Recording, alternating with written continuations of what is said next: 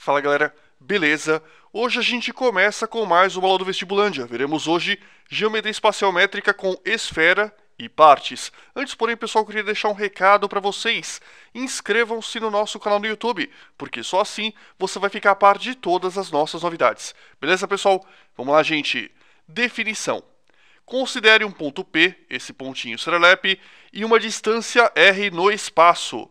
Se nós considerarmos todos os infinitos pontos que mantêm uma distância r desse ponto no espaço, nós vamos assim definir um sólido que a gente pode chamar de esfera. Note, pessoal, que isso é muito parecido com a definição de circunferência. Se isso aqui fosse uma figura plana, como por exemplo uma folha de papel, todos os infinitos pontos da circunferência possuem a mesma distância do ponto no plano.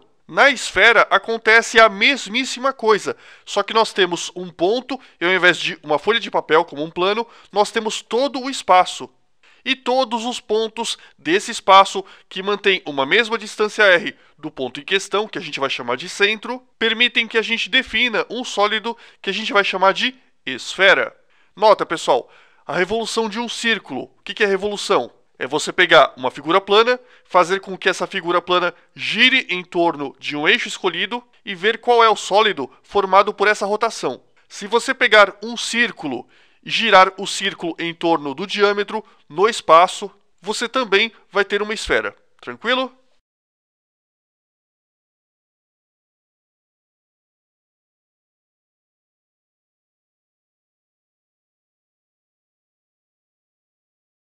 Continuando, gente, partes da esfera, bem tranquilo. Podemos então ter as seguintes partes que nós vamos mostrar agora. Nós temos o raio da esfera, nós temos o diâmetro da esfera, lembrando que o diâmetro é o dobro da medida do raio. E também a gente pode fazer uma analogia com a circunferência e a esfera. No plano, a distância de qualquer ponto da circunferência até o centro a gente chama de raio. Na esfera, a distância de qualquer ponto do espaço até esse centro, desde que esse ponto no espaço seja pertencente à superfície da esfera, a gente vai chamar de raio também. De maneira análoga, o dobro da medida do raio é o diâmetro, e nós temos aqui alguns elementos novos. Nós temos o equador, que é a circunferência máxima horizontal que nós podemos ter em uma esfera. Nós temos o meridiano, nós temos o paralelo, que como o próprio nome sugere, é paralelo ao equador. Lembrete, pessoal, área da coroa circular. Eu vou mostrar esse lembrete por quê? Porque na dedução do volume de uma esfera, a gente vai utilizar essa fórmula. Então, se nós temos uma coroa circular, que representa a região formada por um círculo menos a área de outro círculo que possui o mesmo centro do primeiro, a fórmula é essa aqui. Considerando que o círculo menor possui raio Rzinho e o círculo maior possui raio Rzão, a área da coroa circular é dada por π, que multiplica Rzão ao quadrado, menos Rzinho ao quadrado. Se você esquecer essa fórmula, é muito fácil de deduzir. Como é que você faz? Você faz área do círculo grande menos área do círculo pequeno. Quanto vale a área do círculo grande? πRzão ao quadrado. Quanto vale a área do círculo pequenininho? πRzinho ao quadrado. Consequentemente, se você deixar o π em evidência, você vai obter π que multiplica Rzão ao quadrado menos Rzinho ao quadrado. Se você aplicar a distributiva, obviamente, você volta à expressão original. Guarda essa fórmula, porque daqui a pouquinho a gente vai utilizá-la.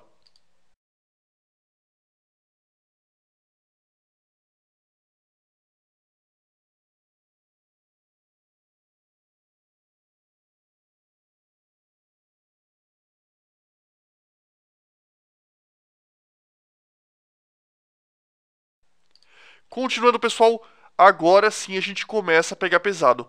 Presta o máximo de atenção. Considere os três sólidos que nós estamos mostrando aqui para vocês. Uma semisfera de raio R, nós temos aqui um cilindro de altura R e diâmetro 2R, e nós temos aqui um cone, entre aspas, de cabeça para baixo, de altura R e raio da base R também. Ou, se você preferir, diâmetro da base 2R. O que é importante é que a base nessas três figuras vale 2R, a medida do diâmetro, e a altura dessas três figuras vale R. Se tudo isso acontece, a gente pode falar, a gente vai provar, inclusive, que o volume deste cilindro menos o volume deste cone é exatamente igual ao volume dessa semi-esfera. Então vamos lá, vamos mostrar que o volume da semi-esfera, essa coisinha, é equivalente à diferença entre os volumes do cilindro e do cone, respectivamente. Se você pegar o cone e o seu volume, óbvio, e tirar do volume do cilindro, você vai obter o volume desse cara. A tarefa, na verdade, é relativamente simples. Imagine o sólido formado pela diferença entre o cilindro e o cone. Então nós temos um cilindro, um cone, e a gente vai imaginar, entre aspas, esse mesmo cilindro com, entre aspas, um buraco em formato desse cone. Se a gente provar para vocês que qualquer secção, qualquer corte desse sólido possui a mesma área de uma secção nessa semisfera, para qualquer altura aleatória que a gente escolher, obviamente desde que essa altura seja no máximo R, né? Fazendo isso, nós vamos provar que a semisfera possui o mesmo volume que o sólido, que corresponde ao volume desse cara menos esse outro cara. Então vamos lá. Continuando, gente, observe as três secções abaixo. As secções nas três figuras são mostradas em verde. Eu quero que vocês observem que a primeira e a terceira secção possuem exatamente a mesma área de uma secção tomada à mesma altura na semisfera. Vamos entender isso. A primeira secção verde, se nós fatiarmos e se nós fizermos a diferença da área entre a área do cilindro e a área do cone, vocês vão perceber que dá zero. Olha por quê. No ponto mais alto, quanto vale, deixa eu voltar para vocês, no ponto mais alto, quanto vale essa área? Essa área vale πr ao quadrado. E no ponto mais alto, quanto vale essa área? Também vale πr ao quadrado.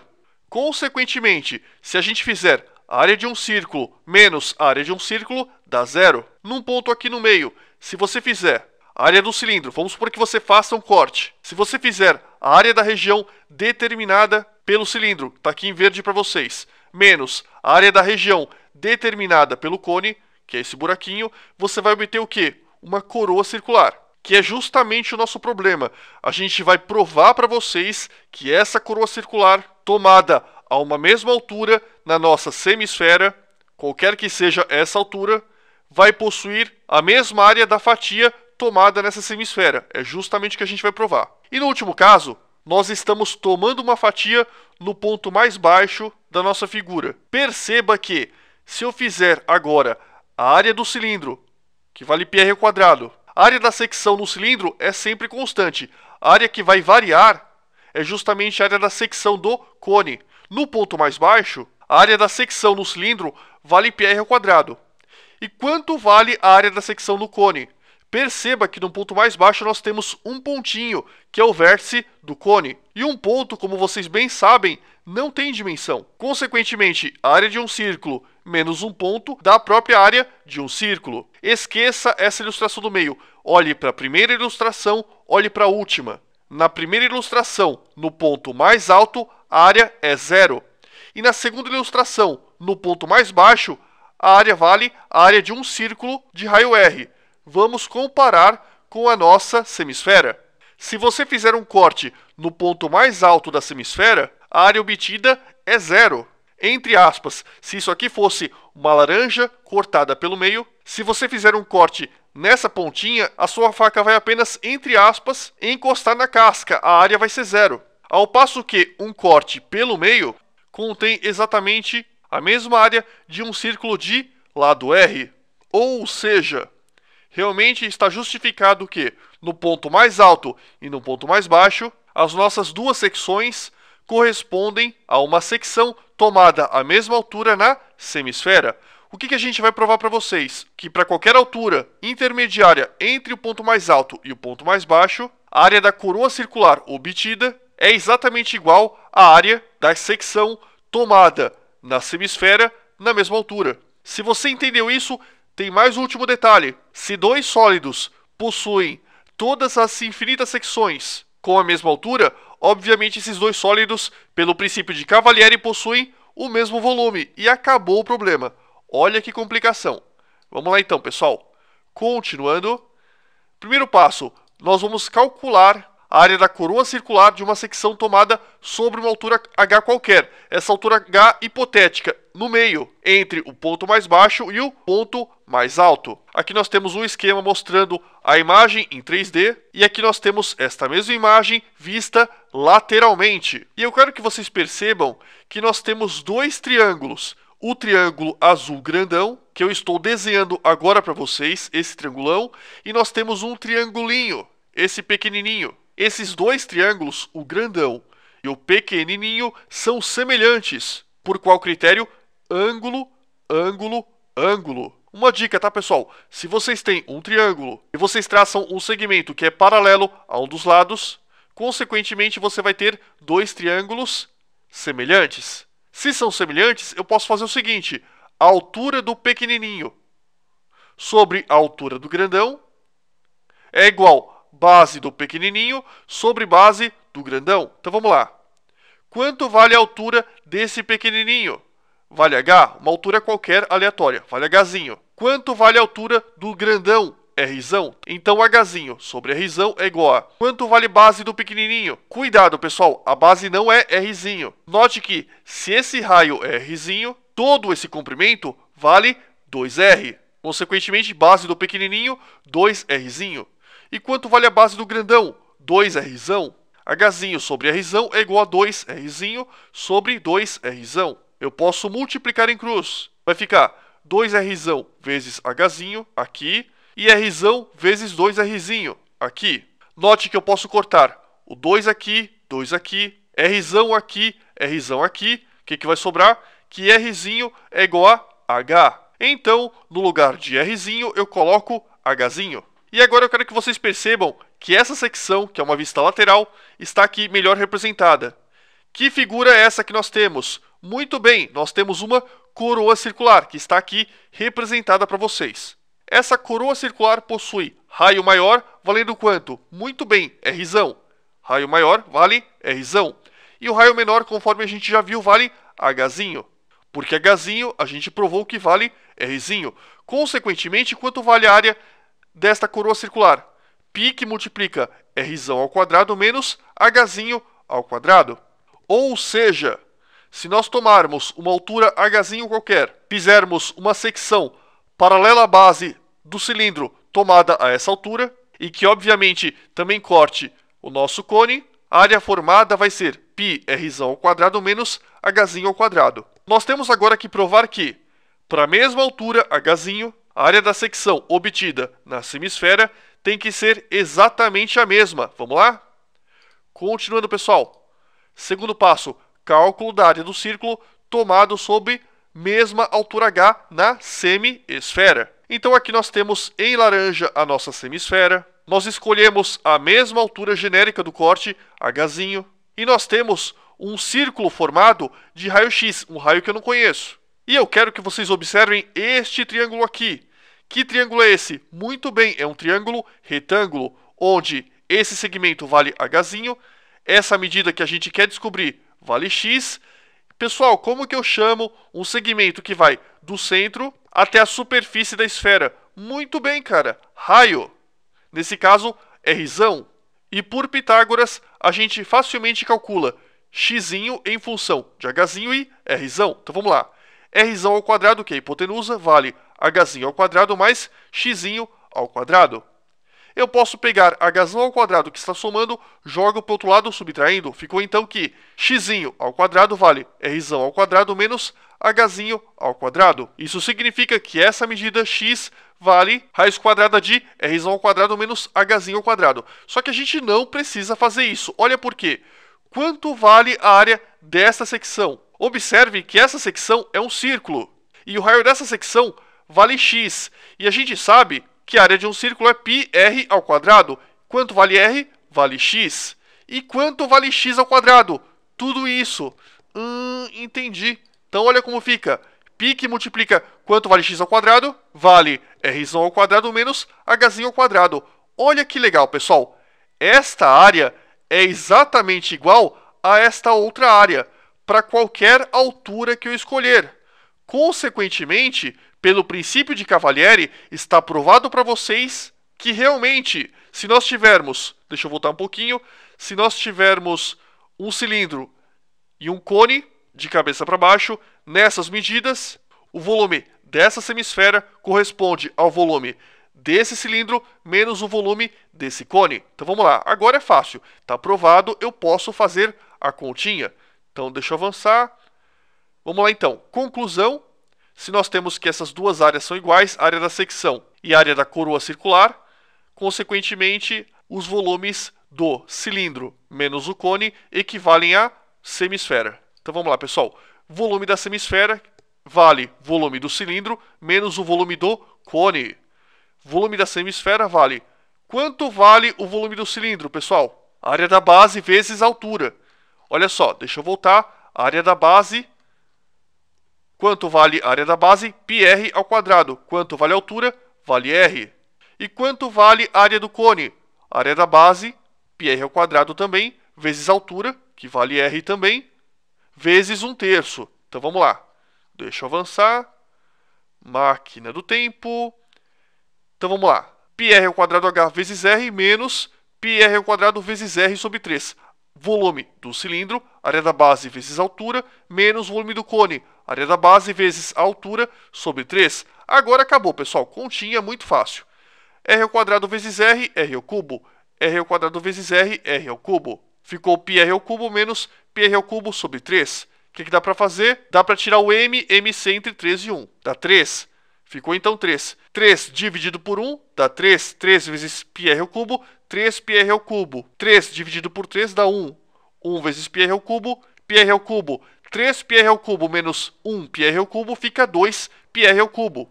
Tudo isso sobre 3. Por último, eu quero que vocês percebam que, obviamente, o volume de uma semisfera é metade do volume de uma esfera. Uma esfera tem duas semisferas.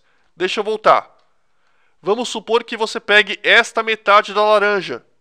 Se você tiver a outra metade da laranja, você tem a laranja inteira. Óbvio. Consequentemente, se nós fizermos o volume da semisfera que a gente obteve, que vale, 2 πr ao cubo sobre 3, e multiplicarmos incrivelmente por 2, a gente vai obter 2 vezes 2, 4. 4 π r ao cubo sobre 3. 4 π r ao cubo sobre 3, que corresponde ao volume da esfera. Está provado para vocês, de maneira muito simples, que realmente o volume de qualquer esfera, dado o seu raio, vale 4/3 de πr ao cubo. Então vamos lá, pessoal. Aqui nós temos uma esfera. O raio dessa esfera, nesse caso, vale rzinho. Consequentemente, nesse caso, o volume da esfera vale 4/3 de πr ao cubo. Guarda essa fórmula. É a mais importante dentro da aula de hoje. Área da esfera, um pouquinho mais fácil, mas é chato. Vamos lá então. O modo mais simples e rápido de se calcular a área de uma esfera é utilizando matemática superior, óbvio. Para quem sabe derivada, é de cabeça, pessoal. Em metade de uma linha, para quem sabe matemática superior, a demonstração da área da esfera é muito fácil. Então vamos lá. Como a gente não sabe ainda matemática superior, porque nós estamos estudando para o ensino médio, nós podemos usar um outro raciocínio mais indireto, só que um pouquinho mais trabalhoso, para que a gente possa chegar ao mesmo resultado. Então vamos lá. Aqui nós temos uma esfera, e eu quero que vocês considerem que nós temos aqui uma pirâmide, onde a base da pirâmide está em algum lugar da superfície da esfera, e o vértice está no centro. Obviamente nós temos uma esfera de raio R. Então vamos lá, vamos imaginar infinitas pirâmides com base na superfície esférica e altura, todas elas sendo iguais à medida do raio.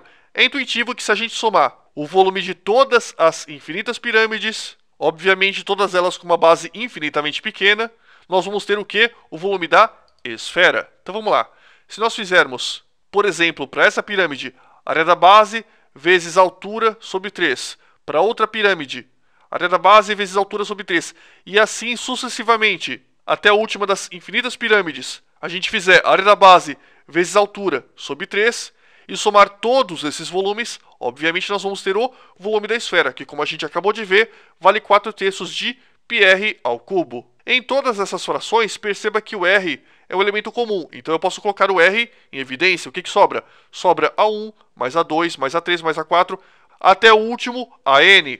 tudo isso dividido por 3. E eu quero que você perceba que aqui no numerador, a soma dessas infinitas áreas corresponde exatamente à área da superfície da esfera. Ou seja, a gente pode falar que A1 mais A2 mais A3 mais A4 mais A5 mais assim por diante até o último AN, todos eles somados, nós teremos a área da esfera, que a gente vai chamar agora de A.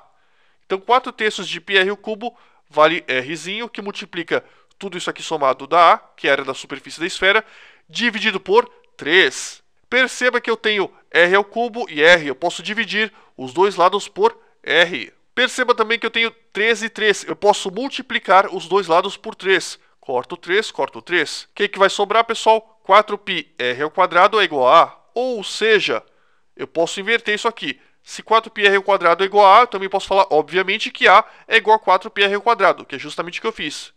Está provado para vocês que a área da superfície da esfera vale 4πr ao quadrado. Continuando, pessoal, principais fórmulas da esfera. São duas as mais importantes. O volume da esfera é 4/3 de πr ao cubo e a área da nossa esfera vale 4πr ao quadrado. Anota isso no papel porque é extremamente importante.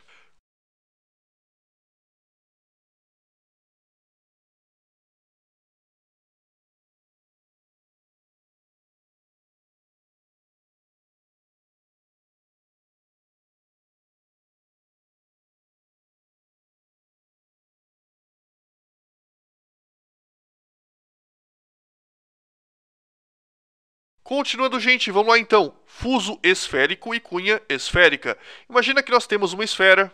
Imagine agora que nós tiramos uma fatia, sendo que o vértice dessa fatia passa pelo centro da esfera. Nós vamos ter então duas figuras que estão mostradas aqui para vocês. Faz de conta que isso é uma laranja. Cortamos então um gominho da laranja. Essa primeira região, que é só a casquinha desse gomo, a gente vai chamar de fuso esférico. Cuidado, nós não calculamos volume do fuso esférico, apenas área. Como ele é só a casquinha não tem volume, então nós temos apenas a área do fuso esférico. Agora, toda essa figura que corresponde ao gomo que foi cortado, a gente vai chamar de cunha esférica. E a cunha esférica, cuidado, essa sim é uma figura que tem volume. E daqui a pouquinho eu vou mostrar para vocês como a gente calcula a área do fuso esférico e o volume da cunha esférica. Vamos lá então. Área do fuso esférico. Lembrando que a área é só a casquinha, pessoal. Você corta um gomo da laranja, tira a casca desse gomo, essa casquinha a gente chama de fuso esférico. E nós temos aqui no caso que essa abertura vale alfa. E o raio da nossa laranja vale Rzinho. Perceba, pessoal, que quanto maior for alfa, se o alfa for muito grande, consequentemente, o que acontece com essa área é muito grande também. Até que se nós tivermos uma volta inteira, 360 graus, essa área aqui do fuso esférico vai corresponder à área de toda a superfície esférica. Conclusão: a área do fuso esférico é diretamente proporcional a este ângulo alfa. Consequentemente, a gente pode aplicar uma regra de 3. Para um ângulo de 360 graus, a área obtida vai ser toda a área da esfera, 4πr ao quadrado. E para um ângulo alfa qualquer, a gente vai chamar de área do fuso esférico. Mera regrinha de 3. Resolvendo essa regrinha de 3, a gente chega na fórmula da área do fuso esférico. Vamos multiplicar em cruz. A área do fuso esférico vezes 360 graus é igual a 4πr ao quadrado vezes alfa graus. Então nós podemos cortar grau com grau. Vai sobrar 360 aqui, alfa aqui, todo o resto, lógico, né? 360 está multiplicando a f. Eu posso pegar esse 360, que está multiplicando esse cara, passar para o outro lado dividindo. Vai ficar, então, 4πr ao quadrado alfa, alfa porque nós tínhamos cortado o grau, sobre 360 sem o grau. A área do fuso esférico é, então, 4πr ao quadrado vezes alfa sobre 360. Não é preciso decorar. Na prova, você pode deduzir. É uma fórmula muito fácil. Continuando, volume da cunha esférica. É a mesma situação, só que agora eu quero que vocês percebam que nós não vamos falar da área, vamos falar do volume da cunha esférica.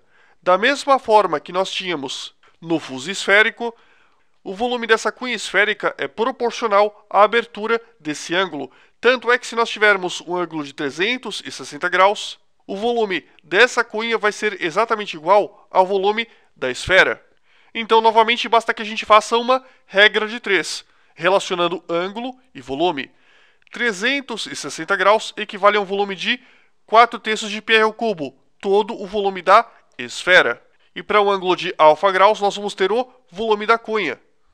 Podemos multiplicar em cruz, vai ficar volume da cunha vezes 360 graus é igual a alfa graus vezes 4/3 de πr ao cubo. Novamente, eu posso dividir grau por grau dos dois lados, vai sobrar 360, vai sobrar o alfa e vai sobrar o 4/3 de πr ao cubo.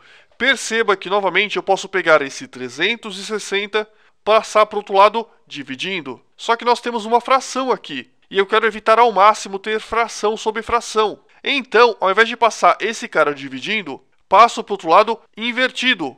1 sobre 360. É a mesma coisa que dividir por 360. Isso vai facilitar muito as nossas contas. O que dá para fazer, pessoal? Posso cortar o 4 com 360, ou seja, 360 dividido por 4 dá 90. 4 dividido por 4 dá 1. E note finalmente que 90 vezes 3 dá 270. E em cima, 1 vezes 1 dá 1. 1 vezes πr ao cubo, πr ao cubo. πr ao cubo vezes alfa, πr ao cubo alfa. Tudo isso sobre 3 vezes 90, que dá 270. Então o volume da nossa cunha vale πr ao cubo alfa sobre 270. Novamente, não é necessário decorar a fórmula, é plenamente possível deduzi-la. Observações sobre radianos, pessoal. Na verdade mesmo, a gente vai explicar radianos em trigonometria. A gente vai falar bastante desses caras. Mas nada impede que o examinador, ao invés de passar os ângulos em graus, ele passe em radianos. Então vamos lá. As duas últimas fórmulas que nós vimos, que foram a fórmula do volume da cunha esférica e a fórmula da área do fuso esférico, nós utilizamos o ângulo em graus. O que acontece se nós utilizarmos o ângulo em radianos? É o que a gente vai ver. As duas últimas fórmulas apresentadas supõem que a medida seja apresentada em graus. Eventualmente, o examinador pode cobrar a aplicação dessas mesmas fórmulas, só que com os ângulos tomados, ao invés de graus, em radianos. Exatamente por isso a gente vai aprender a converter de grau para radiano e vice-versa. Muito simples. Primeiro, vamos ver a definição de radiano. O que é esse cara? O radiano, pessoal, é a razão, é a divisão entre um arco e a medida do raio desse arco. Usando essa definição, a gente vai ver quanto mede um ângulo de 360 graus em radianos. Então aqui nós temos um ângulo de 360 graus, que é uma volta completa. A gente bem sabe também que o ângulo de 360 graus equivale a todo o comprimento da circunferência, que a gente bem sabe também que vale 2πr. E como o radiano é a razão entre o arco e a medida do raio, a gente pode fazer 2πr, que é o comprimento de um arco de 360 graus, sobre a medida do raio, que nesse caso, genericamente, vale r. Pessoal, 2πr sobre r, posso cortar esse r com r. Ou seja, o que vai sobrar? Que 360 graus equivalem a 2π radianos. Guarda isso, gente. 360 graus, 2π radianos. Com base nisso, a gente pode montar uma simples regra de 3 no próximo quadro. Continuando, pessoal, vamos lá então. Conversão entre graus e radianos. Muito simples. A gente vai montar uma simples regra de 3. Vamos supor que a gente queira converter 30 graus em radianos. Como que a gente faz? Vamos montar uma coluna para as medidas em graus e uma coluna para as medidas em radianos. Como a gente bem sabe, 360 graus equivalem a 2π radianos. E se nós tivermos 30 graus? Sei lá, vale x radianos.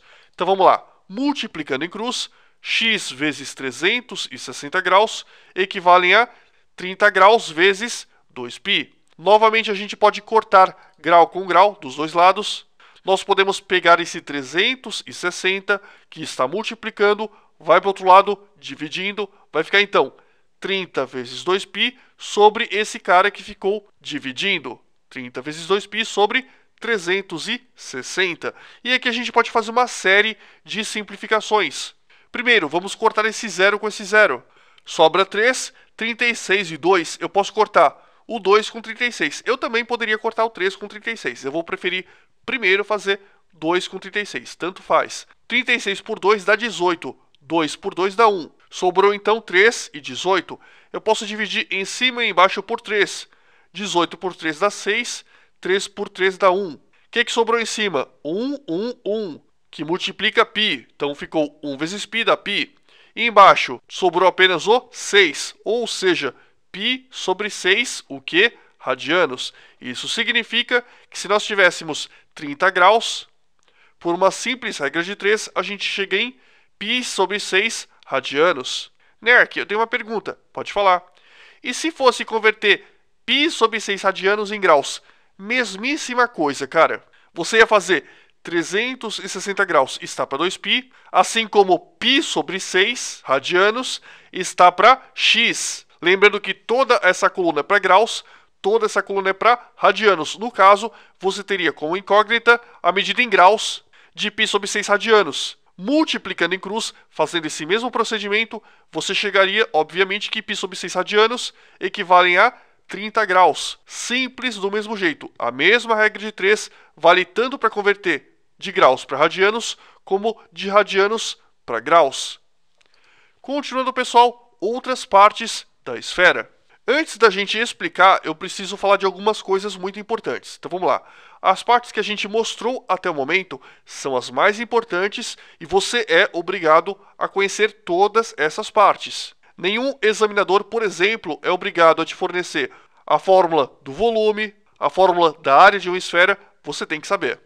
Só que existem outras partes da esfera cuja dedução é muito trabalhosa ou que necessitam de recursos de cálculo superior, notadamente integrais. Exatamente por isso, essas outras fórmulas que eu vou mostrar para vocês são raramente cobradas em vestibulares. E normalmente, quando são cobradas, o examinador coloca a fórmula para vocês. Só que eu tenho que fazer uma ressalva.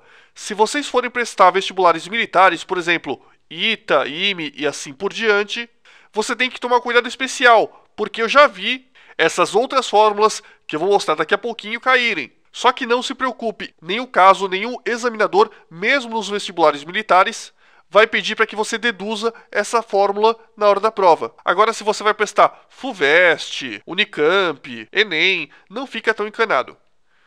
Continuando, pessoal, a área da calota esférica.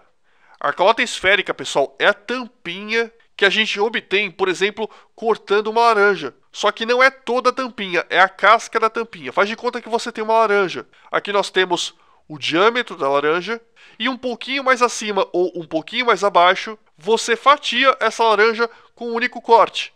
Você vai obter uma superfície côncava ou uma superfície convexa, dependendo da forma que você olha. E essa superfície a gente vai chamar de calota esférica. Então, cuidado, você pegou uma laranja, fatiou a laranja com um único corte, numa região um pouco acima ou um pouco abaixo do diâmetro da laranja, e desse corte você pegou apenas a casquinha. Essa casquinha a gente vai chamar de calota esférica, e a área dessa calota vale 2πr vezes h. Por que eu coloquei dessa forma, pessoal? 2πr, vocês estão cansados de saber que é o comprimento da circunferência. Então pensa, comprimento da circunferência vezes altura. Outra coisa importantíssima, pessoal. Temos uma pegadinha aqui. Essa área é só a parte externa ou a parte interna da minha calota. Se o examinador pedir a área externa e a área interna da calota, cuidado, você tem que pegar esta fórmula e multiplicar por 2. Pegadinha isso. Continuando, gente. Volume do segmento esférico. Vamos lá. É o volume do segmento esférico de uma base. Imagine que nós temos a mesma laranja, a gente faz a mesma fatia, ou um pouco acima ou um pouco abaixo da linha do equador dessa laranja, e nós vamos obter uma superfície que é muito parecida com a calota esférica que nós acabamos de ver. Só que cuidado, agora eu não vou estar me preocupando tanto com a superfície. Você fatiou a laranja E dentro desse corte, existem ainda os gominhos da laranja. Uma parte dos gominhos ficou dentro desse corte. Uma outra forma de você pensar. Faz de conta que isso aqui é um aquário. Sabe aqueles aquários redondos? Pois é. Faz de conta que você começa a encher o seu aquário, que tem o formato esférico, de água.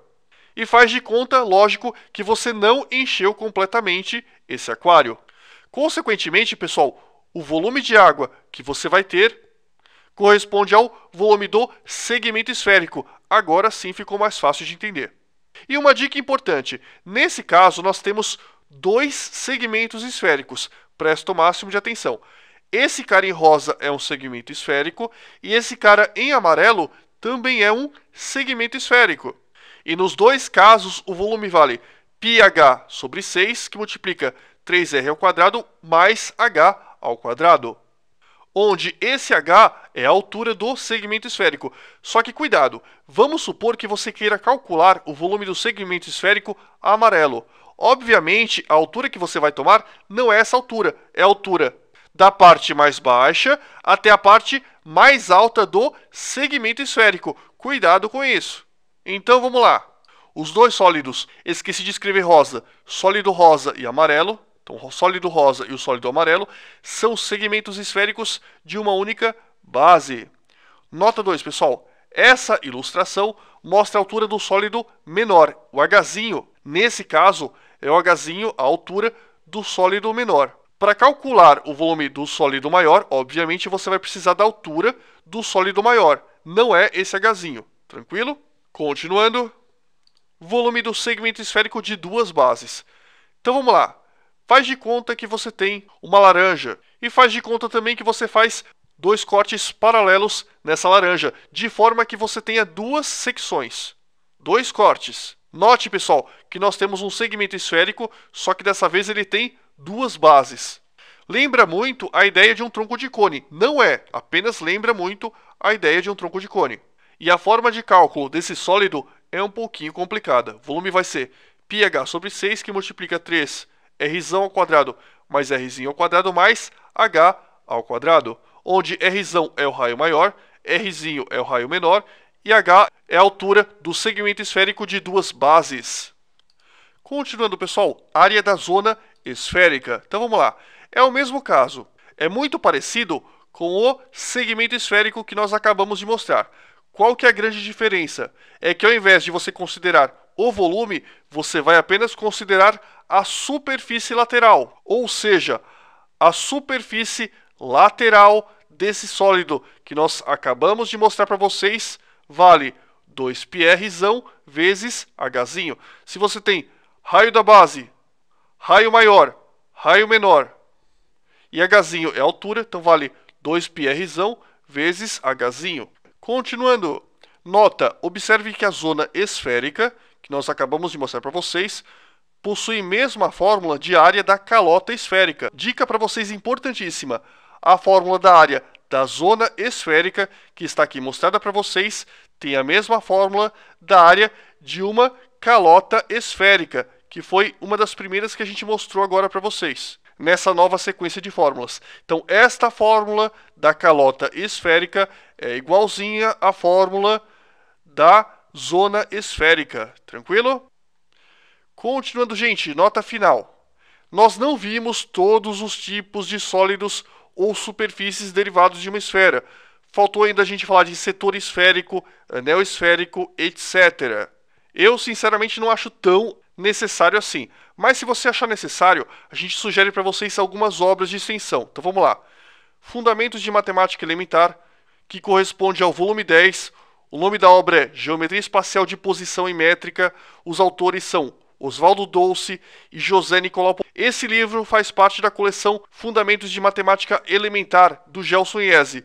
Segundo livro, também faz parte de uma coleção. É o livro Noções de Matemática, do Aref e outros. Aqui está dizendo Aref, José Luiz Pereira Sampaio, Newton Lapa, Sidney Luiz Cavalante. Mas se vocês procurarem Noções de Matemática, do Aref, é o volume 5 de Geometria Plana e Espacial. Outro livro legal, A Matemática no Ensino Médio, do Paulo César P. Carvalho e outros. Faz parte de uma coleção também, volume 2. Um livro pesadíssimo, eu não recomendo a menos que você seja professor ou tiver domínio absoluto da matéria. Problemas de Matemáticas Elementares, do Lidsky, livro extremamente complexo. E por último, 2 sites, o Wolfram e a Wikipédia, os dois em inglês. São ótimas fontes de consulta. São esses 5 materiais que eu me baseei para criar esse vídeo. Beleza, pessoal?